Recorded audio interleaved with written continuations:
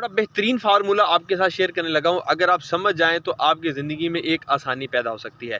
Event, ये एक event है जो मेरे पीछे हो रहा है, जिसे कहते हैं ट्रैफिक जैम। किसी वजह से ट्रैफिक जैम है, ये एक इवेंट है जो कि बहुत सारे लोगों के साथ बहुत दफ़ा हुआ होगा। ये हालात हमारे हाथ में नहीं होते, ये इवेंट होते रहते हैं। ERO, ई से इवेंट, आर से रिस्पॉन्स। कुछ लोग रिस्पॉन्स बड़ा बैडली करते हैं, मीन्स के कुछ लोग हाइपर हो जाते हैं, गुस्सा करते हैं, गालियाँ निकालते हैं वगैरह वगैरह। ये जब ये रिस्पॉन्स देते हैं तो आउटपुट क्या निकलती है? एंग्जाइटी, डिप्रेशन, परेशानी।